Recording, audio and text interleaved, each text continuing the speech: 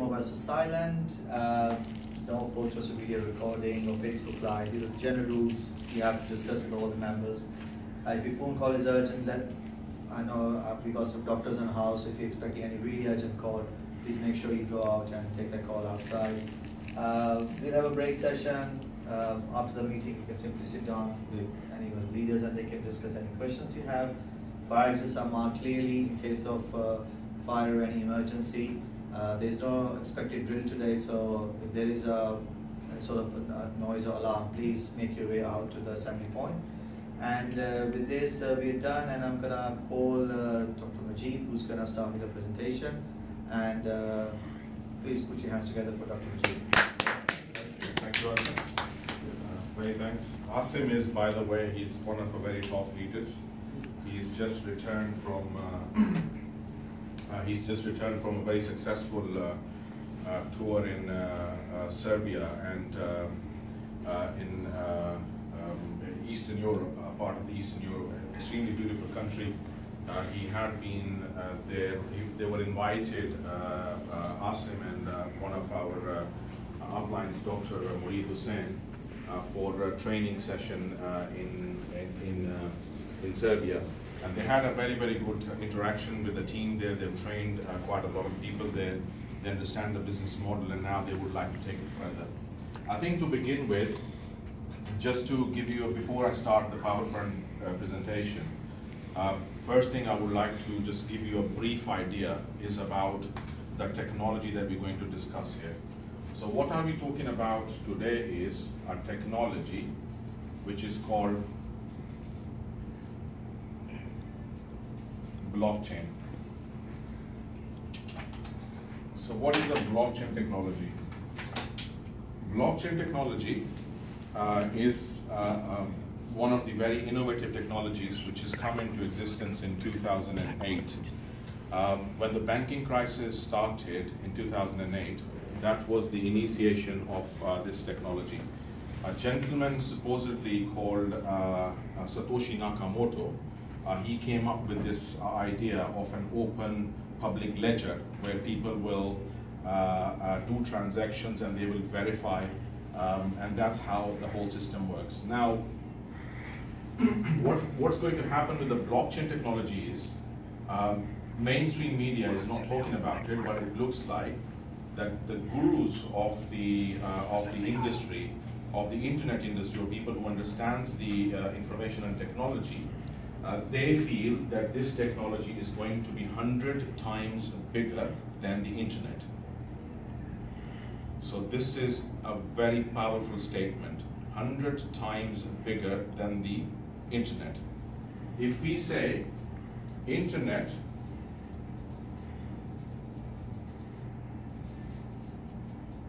what is internet? Internet is a portal of information. So anything to do with information, you go online, you start searching for it, and you basically find there is hundreds and thousands of websites out there, and that is the internet. It's basically information related. What is blockchain?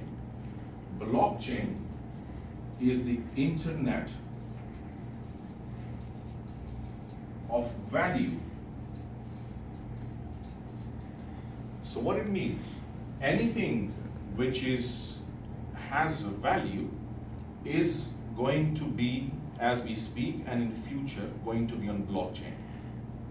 i.e., your DVLA is going to be on blockchain. Your car registration is going to be on blockchain. Our NHS records are going to be on blockchain. Music is going to be on blockchain. Art is going to be on blockchain. And similarly,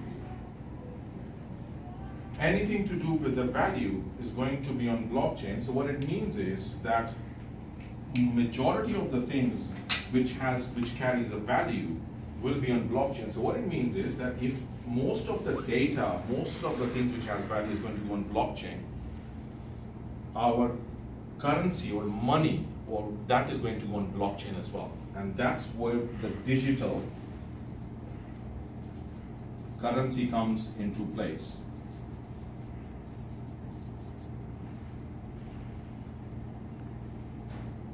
And the gurus of the information and technology are saying that this technology is going to be 100 times bigger than the internet.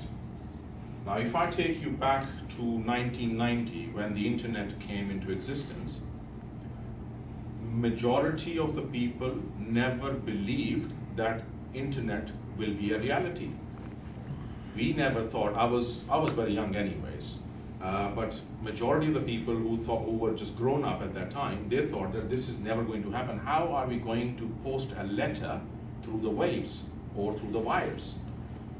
But we now 27 years down the line, we realize that without the internet technology, we cannot move, we cannot survive, we cannot do our day-to-day things. Everything is based on internet. And if the gurus are saying that this is going to be 100 times bigger, just imagine how much impact it's going to have in future. I mean, people who had invested, for example, their time and energy in 1990 learning about the systems, they invested in the computers and they invested in the technology, they made serious money out of it. So the earlier adopters are the ones who will adopt, who will basically go with the change, they are ready to learn, and that's where these are the people who will make some serious money. So based on this technology, we are going to discuss one of the aspects that we have at the moment, a business opportunity, which is in the form of digital currency. Any questions so far? So let me start with the presentation then. So the network that we are talking about today is One Life, is our company that we talk about. Now, we talk about evolution and revolution at the same time. This picture clearly shows that this is quite a while ago, probably a few centuries ago, or even maybe 30, 40, 50 years ago. People are basically trying to farm their field, they've got some cows, they're just trying to get some water out of the well, and they will water the fields, and that's how they will grow the crops. Eventually, the time moved on, and what happened is that mankind kind of became very advanced. Machinery kind of took over. And as we can see, these large thousands and thousands of acres can be dealt with few machines. And the human aspect to the industry is kind of getting minimized.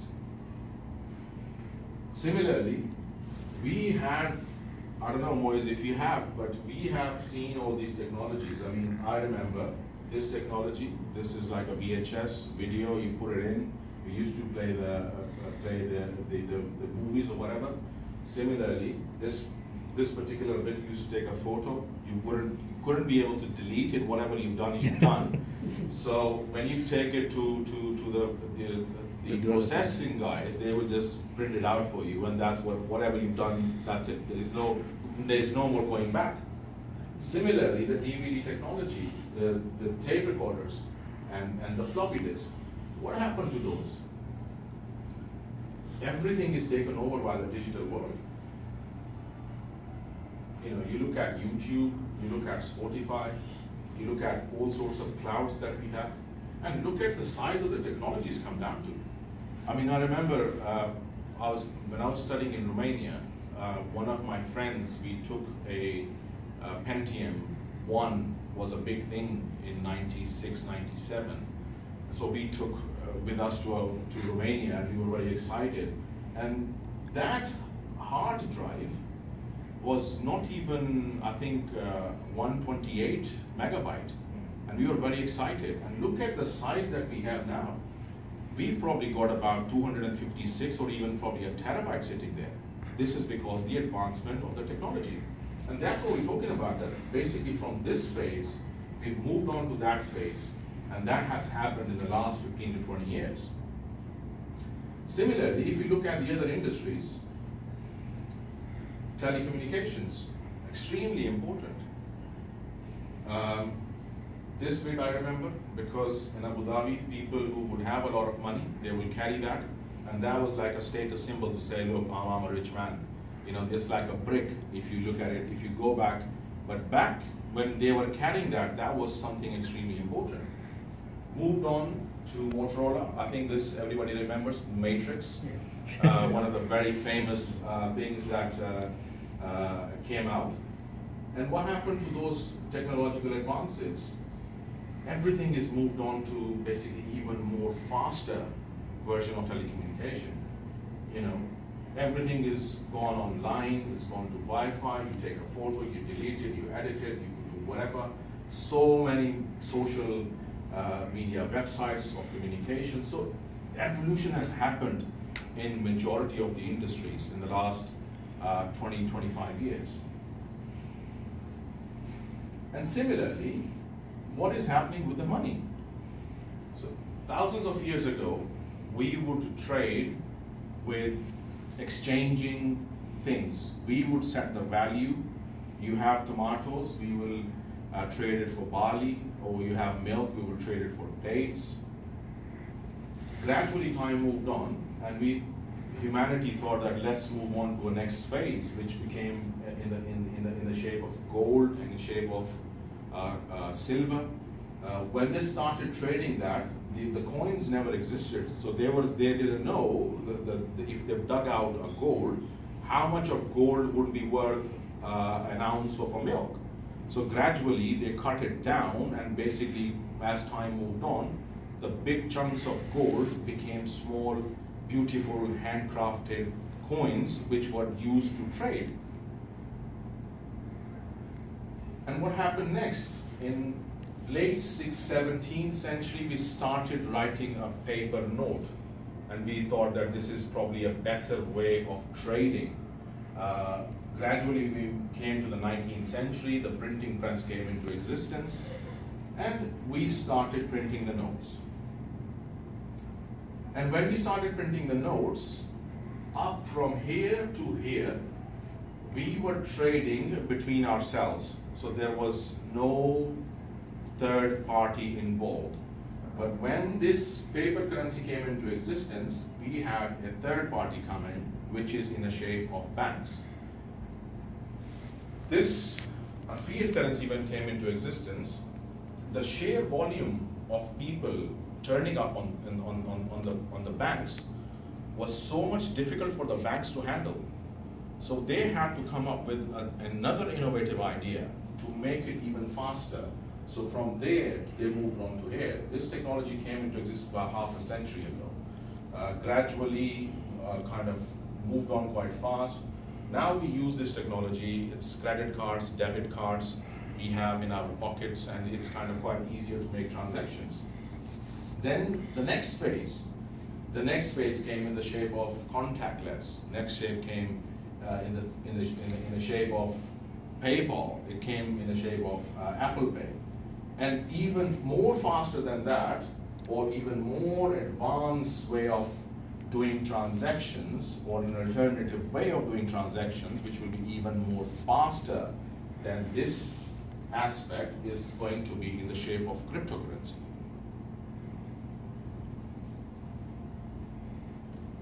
Now we have about almost around about 700 cryptocurrencies out there. We couldn't fit obviously 750, we've managed to fit few here. But this one is quite striking, Bitcoin. I don't know if you've heard of Bitcoin. So Bitcoin is the same, a Japanese gentleman, Satoshi Nakamoto, he is the supposed inventor of the technology, plus the inventor of this Bitcoin. So what are we talking about is that the digital currency uses a cryptography for security and anti-counterfeiting. The value is based on demand and supply. So none of the central banks, none of the banking authorities basically control this. This is you and me. We set the value, we control the demand, we control the supply. We make the demand and we make the supply, and that's how it works. And this behaves like a gold.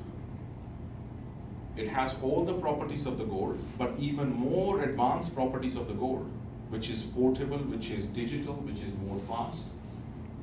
So the first pioneering ones who came into the industry was Bitcoin. They started the business in 2009. When they came into existence, the value of the one coin, one Bitcoin was, in $1 you could buy 10 Bitcoins. In 2013, this company went into stock exchange and their coin, the same coin, went up to $1,200. So people who had probably didn't buy a Gucci bag, they put in maybe $1,000 in it, they would have had made about $12 million out of it.